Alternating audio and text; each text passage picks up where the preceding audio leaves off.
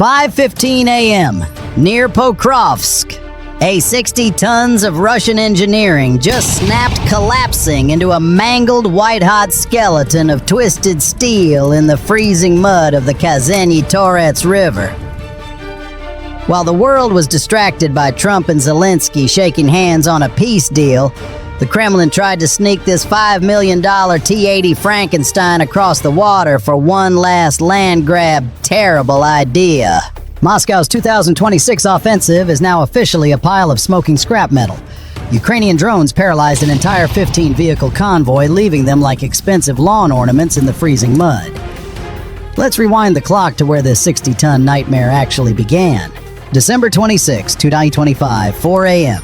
Near the village of Volodymyrivka, a 60-ton disaster is slowly crawling toward the banks of the Kazennyi Torets River. This little creek is barely 70 feet wide, yet it's a total logistical nightmare with vertical banks and enough mud to swallow a small town.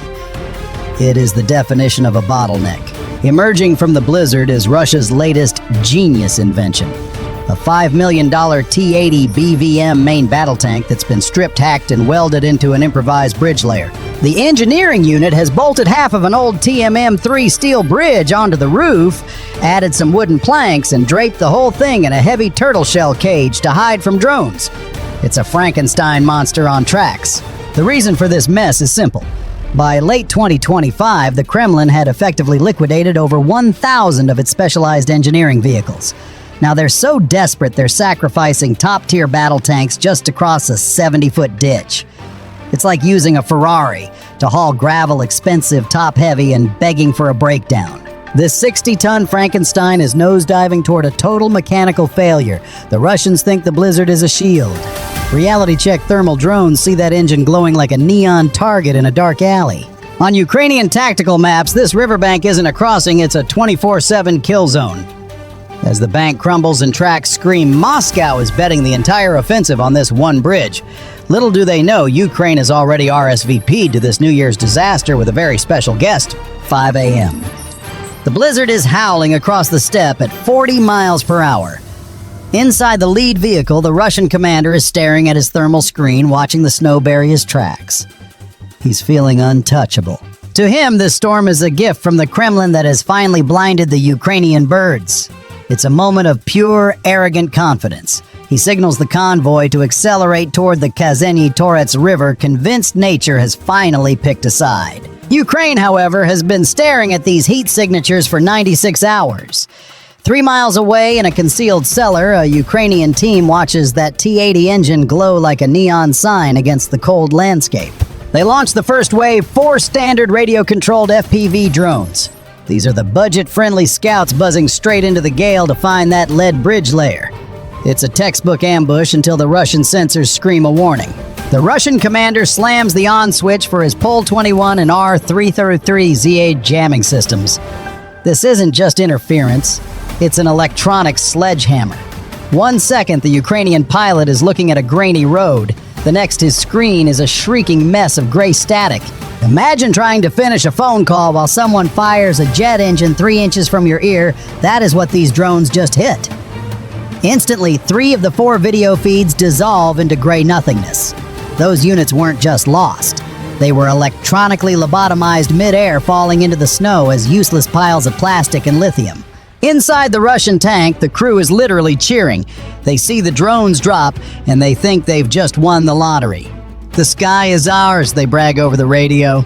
Russia decides to double down, launching their own high-tech Counter-6 fiber-optic drones. Since they're tethered by a physical wire, these Russian snakes couldn't care less about the radio noise. They zip over the riverbank, providing the convoy with a crystal-clear 4K thermal view of the crossing. The 60-ton bridge layer begins its slow mechanical crawl. The steel structure starts extending over the muddy riverbanks, reaching 70% deployment. The Russian operating crew is already smelling the victory champagne, watching their bridge inch toward the opposite bank, except that Ukraine was just clearing the stage for the main event. 5:05 a.m. Ukraine decides to test the Russian ego by throwing out the bait. They launch 6 trash decoys, dirt-cheap drones equipped with extra bright infrared emitters and loud radio signatures. These aren't meant to kill, they're meant to scream, "Look at me," on every Russian sensor. The Russian trench teams take the bait hook, line, and sinker. Seeing the silhouettes flickering through the blizzard, the adrenaline-pumped defenders panic. They think they're under a massive swarm attack. Suddenly, the riverbank erupts. 12-gauge shotguns and AK-12 start barking into the snowy void with muzzle flashes and red tracers tearing through the whiteout. It looks like a chaotic light show, but for the Russians, it's a fatal mistake. Every pull of the trigger is like lighting a flare in a dark room. Their muzzle heat and body signatures are now glowing like neon signs on the Ukrainian thermal feeds. They're so busy playing batting practice with cheap plastic that they've completely forgotten to watch the ground. While the Russians are high-fiving over shooting down $500 worth of scrap, the real muscle enters the chat a wave of Wild Hornets. These aren't your average hobby toys. The Wild Hornet is the heavyweight champion of the Ukrainian FPV fleet, built for high-speed intercepts and carrying a massive structural decommissioning package. While the defenders are aiming up at the decoys 5, Hornets are screaming in at 100 miles per hour, hugging the frozen mud at less than 20 feet. They're slipping right under the Russian line of fire, using the noise of the shotguns to mask their own motor whine.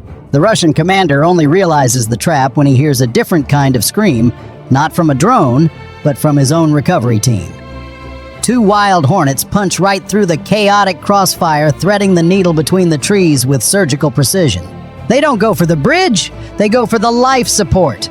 They slam directly into the fuel tanks of the MTLB recovery vehicles anchored at the river's edge. The result is a significant thermal event so violent that it literally lifts the back of the armored vehicles off the ground.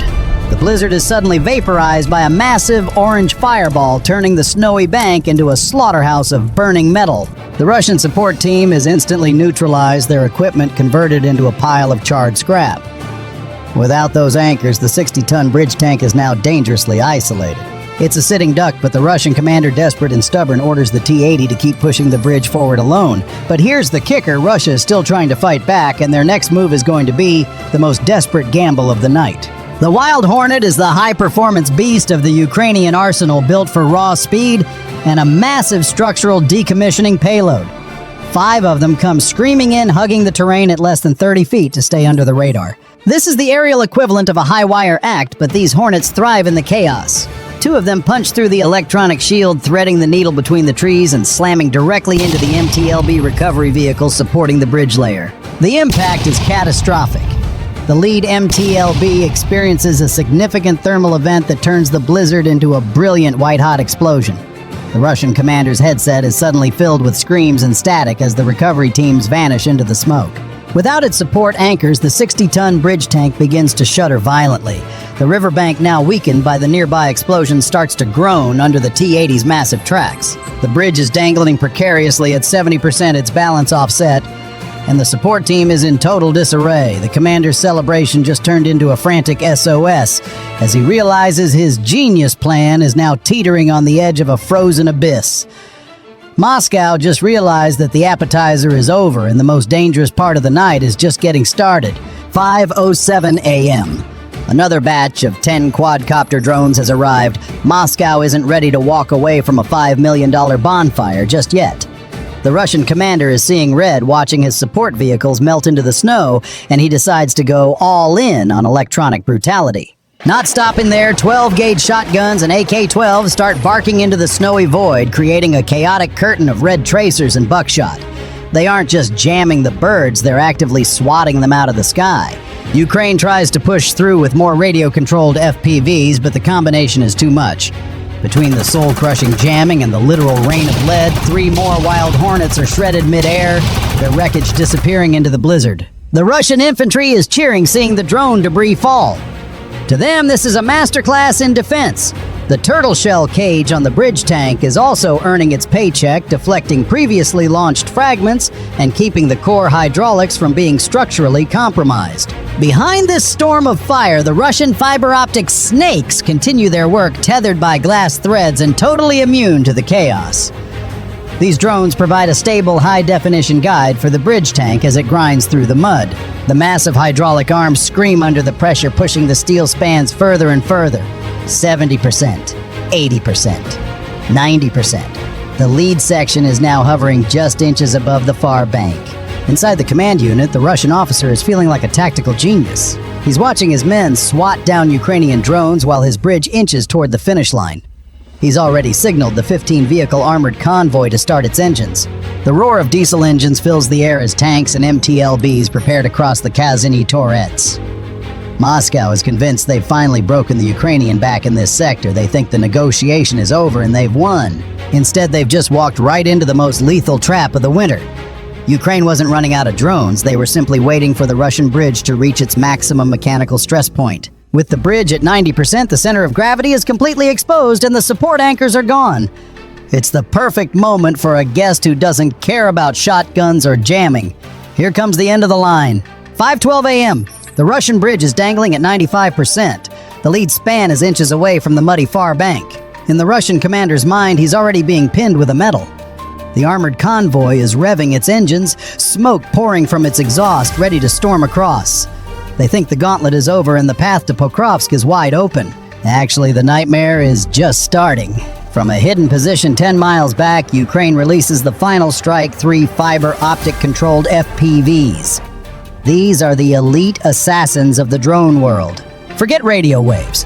These units are tethered by a thin glass thread that carries a 1.5 gigabit data stream with zero lag and zero chance of being jammed. The Russian electronic warfare systems are screaming at full volume, but to these drones it's total silence. The pilots have a crystal clear 4K view as they scream across the snow at 110 miles per hour. The pilot doesn't dodge the shotguns, he outruns them. He ignores the tracers. He has one target, the primary hydraulic hinge, the single point where 60 tons of steel meets the T-80 chassis. It is the bridge's Achilles heel, and with 95% of the bridge's weight leaning forward, that hinge is under more stress than a Russian bank account. The first fiber-optic Hornet impacts with surgical precision. A significant thermal event erupts right on the main joint. The Russian crew doesn't even have time to scream before the second drone slams into the secondary support cable. The glass thread snaps behind it, mission accomplished. Now physics takes the wheel. Without that hydraulic joint to hold it, the massive forward weight of the bridge becomes its own executioner. The steel snaps with a sound like a freight train hitting a mountain. The main hinge shears off and 60 tons of engineering nosedives straight into the freezing river. The T-80 chassis, the $5 million Frankenstein, is dragged along by the collapsing weight, its nose burying deep into the mud until it's standing nearly vertical. It is a total catastrophic structural decommissioning. In 5 seconds, the Russian breakthrough turned into a 60-ton roadblock. The armored convoy behind it slams on its brakes, stuck fast in the sludge, watching their only way forward sink into the Kazennyi Torets. The Russian commander is staring at his empty screen, paralyzed by the sheer, brutal efficiency of a very long extension cord. Ukraine didn't just break a bridge, they just ended an entire offensive. The aftermath of this 5-second disaster is a total logistical heart attack for the Kremlin. That $5 million T-80 bridge layer is now a permanent, mangled underwater monument blocking the only viable crossing for miles. Behind it, the rest of the convoy, 15 MTLBs and recovery vehicles, have officially been downgraded to sitting ducks ket kung in the freezing sludge with nowhere to go. Ukraine didn't just walk away after the bridge fell, they called in the cleanup crew. Within minutes, tube artillery and cluster munitions began raining down on the paralyzed column. By the time the blizzard cleared, roughly 27 pieces of heavy equipment had undergone mass structural decommissioning in this sector alone. It's the kind of systematic dismantlement that turns a tactical crossing into a graveyard of Russian tax rubies. Let's look at the strategic scorecard. Losing this crossing point completely freezes the supply chain for the entire southern Pokrovsk front. Moscow spent all of December trying to build momentum for a New Year's breakthrough, and now that momentum is like a freight train hitting a wall of wet cement. Every Russian unit across the river is now effectively on an island waiting for supplies that will never arrive.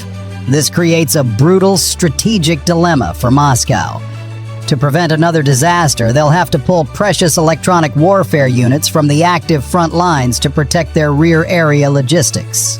They're being forced to weaken their own offense just to stop a drone controlled by a wire. Meanwhile, the footage of this 60-ton Frankenstein snapping like a twig is already going viral, exposing the reality of Russian improvisation as a desperate, expensive failure. The economics are even more tan cuck. Ukraine traded about $8,000 worth of modified fiber-optic drones for over $7 million in destroyed armor and weeks of strategic paralysis. Not even the most aggressive hedge fund on Wall Street could dream of a 30,000% return on investment like that. So what's the lesson for the day, folks? When you're so desperate that you have to weld scrap metal onto a $5 million tank just to cross a 70-foot ditch, maybe it's time to reevaluate your life choices. Ukraine just proved that a single well-placed extension cord is enough to bring an entire offensive to a screeching, muddy halt. What do you think? Did you expect that 60-ton beast to nosedive so perfectly? Or did you think Russia's turtle shell had a chance? Drop a comment below and let me know. If you enjoyed watching Moscow's biggest tactical gamble of 2026 become a permanent riverbed ornament, hit that like button, subscribe, and ring the bell for more. Catch you on the next one. Bye for now.